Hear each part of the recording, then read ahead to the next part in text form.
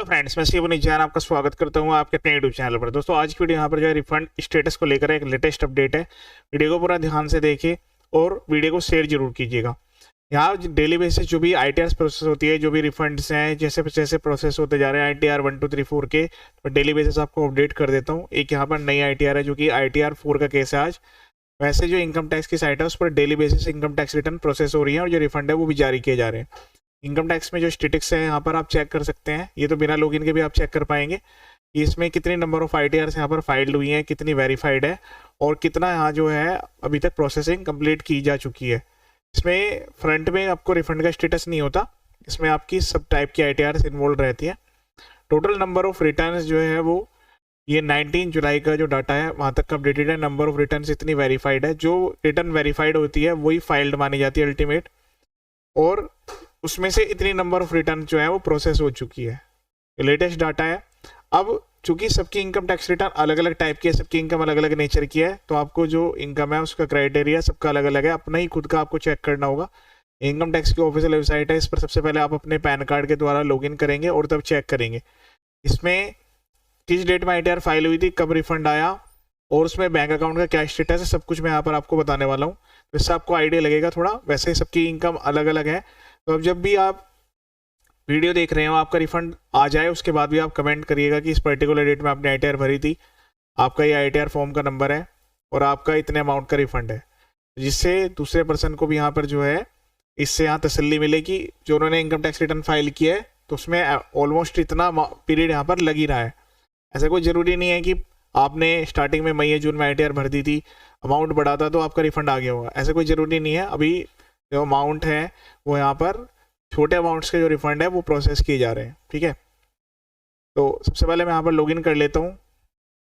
Login करने के बाद इस टाइप का यहाँ व्यू आएगा, ई फाइल में जाना है। ये एक्टिविटी आप अपने मोबाइल से भी कर सकते हैं। मोबाइल से चेक करेगा, किसी फेक वेबसाइट या लिंक पर आपको क्लिक नहीं करना है। तो ये एक ITR है जो कि 16 तारीख को फाइल की गई थी। उसके बाद यहाँ पर उसको वेरीफाई किया गया और जो रिफंड है वो सेम डेट में यहाँ पर प्रोसेस हो गया है। मैं व्यू डिटेल्स पर आपको उसकी डिटेल्स दिखा देता हूँ। यहाँ पर आप चेक करेंगे व्यू डिटेल्स पर क्लिक करके, तो यहाँ पर जो केस है ये ITR 4 का केस है और ये भी इवनिंग में जो है प्रोसेस हुई है। ठीक है, तो ये जो इनकम टैक्स रिटर्न है ये अप्रोक्सीमेटली 6 बजे के आसपास ये जो है फाइल की गई थी।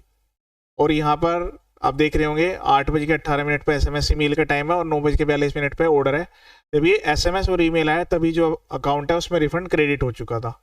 ठीक है, ये SMITR 26/27 का केस है। यहीं पर ये ऑप्शन आता है नो योर रिफंड स्टेटस, यहाँ से भी आप चेक कर सकते हैं, या फिर सर्विसेज में जाकर नो रिफंड में जाकर भी चेक कर सकते हैं। SMITR 26/27 में यहाँ से सेलेक्ट कर लेता हूँ, या सबमिट पर क्लिक करेंगे। देखिए यहाँ पर लिखा हुआ refund send to the refund banker on 16 July.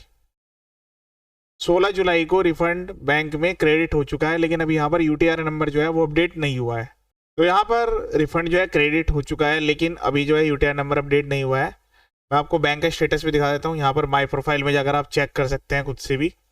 My bank account पर क्लिक करके यहाँ पर आपको डिटेल्स शो करेंगी।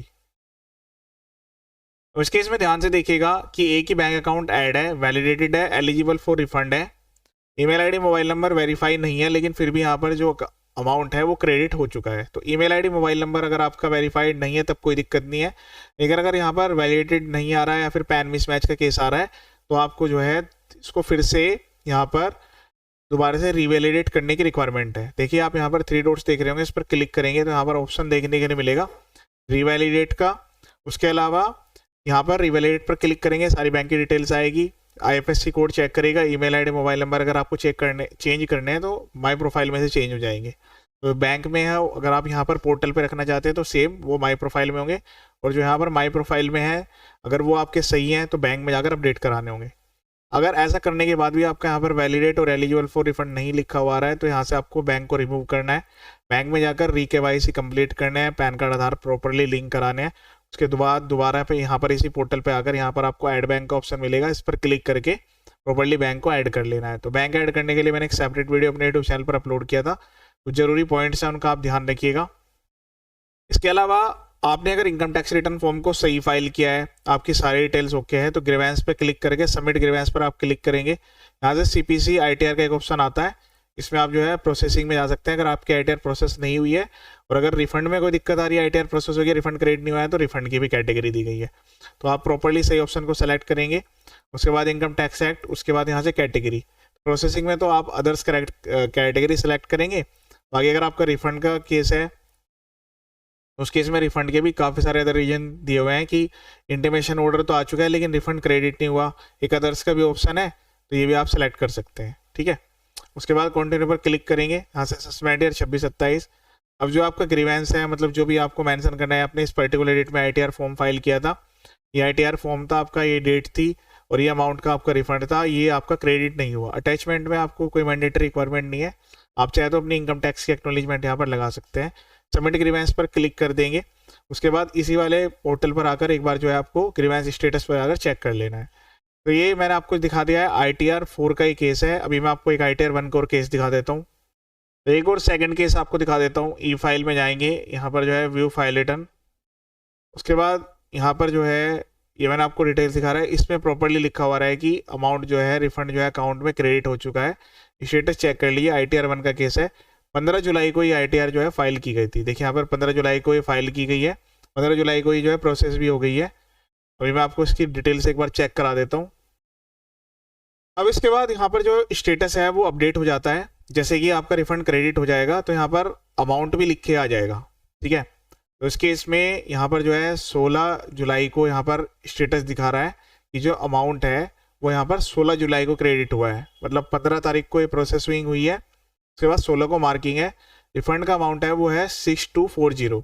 टाइम भी यहाँ पर दिया गया है कि कब ये क्लियर किया गया है, 5:30 पे। ठीक है, तो यहाँ पर जो है ये जो टाइम दिया गया है ये मॉर्निंग का टाइम है, 5:30 पे, यानी कि सुबह ये जो अकाउंट है उसमें क्रेडिट हुआ है। रिफंड का स्टेटस भी मैं आपको दिखा देता हूँ। इसमें UTR नंबर जो है वो भी जनरेट हो चुका है।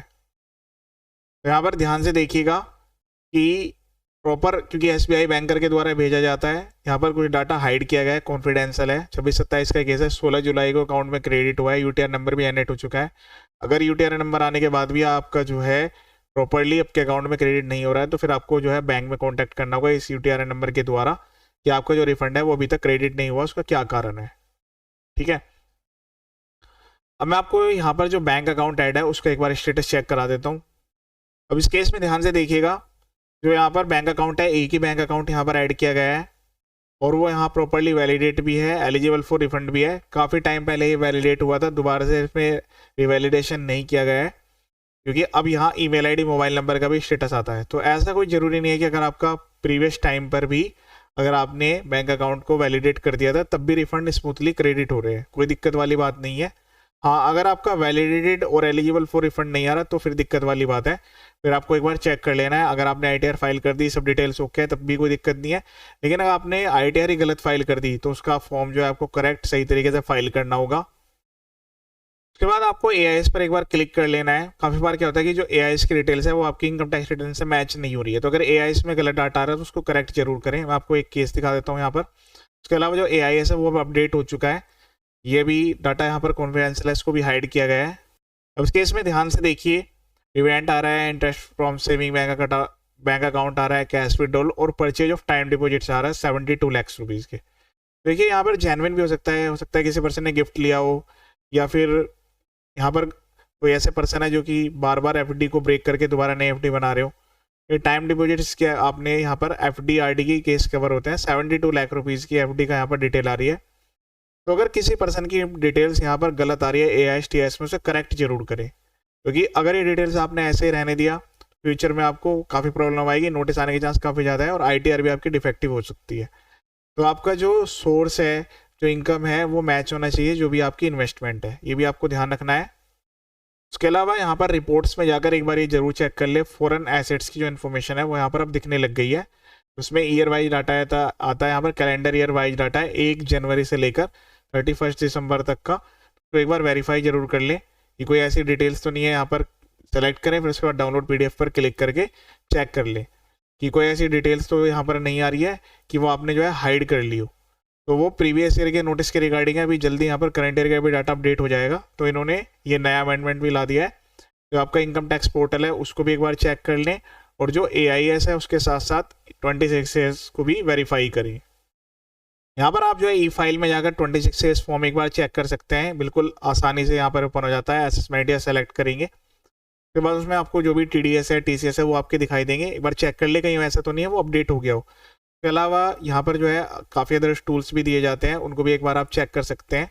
अगर किसी का रिफंड फेल्ड हो गया है तो यहाँ पर रिफंड रिसीव की रिक्वेस्ट डाल सकते हैं, लेकिन ये तभी वर्क करता है जब आपका रिफंड फेल्ड हुआ। उसके अलावा टैक्स क्रेडिट मिसमैच पर क्लिक करके एक बार ये भी जरूर चेक कर लें, यहाँ पर असेसमेंट ईयर सेलेक्ट करके कि आपको कोई टैक्स का मिसमैच तो नहीं आ रहा। सबमिट पर क्लिक करेंगे, यहाँ पर लिखा हो जाएगा कि भाई 100% आपका TDS जो है मैच है। अगर आपका 26S में डाटा मिसमैच हो गया है, आपने ITR भर दी है, वहाँ पर जो डिटेल्स है वो चेंज हो गई है, तो फिर आपका रिफंड क्रेडिट नहीं होगा। तो कुछ ऐसी चीज़ें हैं जो कि आपको वेरीफाई कर लेनी है। अगर ITR गलत भरी गई है, फॉर्म गलत हो गया है, डिटेल्स गलत है, ITR सही थी, तो उसको आप रिवाइज कर सकते हैं। तो रिवाइज ITR के लिए सेपरेट वीडियो मैंने अपलोड कर दिया है। तो अभी आप जो है 31 दिसंबर तक मल्टीपल कितनी भी बार भी अपनी ITR को रिवाइज कर सकते हैं, कोई दिक्कत वाली बात नहीं है। करेक्ट और सही इन्फॉर्मेशन ही आपको देनी है। यहाँ पर जैसे जैसे ITR प्रोसेस होंगी तो मैं यहाँ पर डेली बेसिस वीडियो अपलोड करूँगा। वीडियो को शेयर जरूर कीजिएगा, फॉलो कर लीजिएगा, ताकि आपको भी न्यू अपडेट्स मिलती रहे। तो जब तक यहाँ पर ITR प्रोसेसिंग चलती रहेगी तो वीडियो जो मैं अपलोड करता रहूँगा। उसके अलावा ITR 1 2 3 4 सबके स्पेसिफिक वीडियो अलग अलग डिटेल्स के साथ मैंने अपलोड किए हुए हैं, और आप चेक कर लीजिएगा। चैनल का पर्पज फुली एजुकेशनल है। वीडियो को देखिए और शेयर जरूर करें। ये वीडियो देखने के लिए थैंक यू सो मच।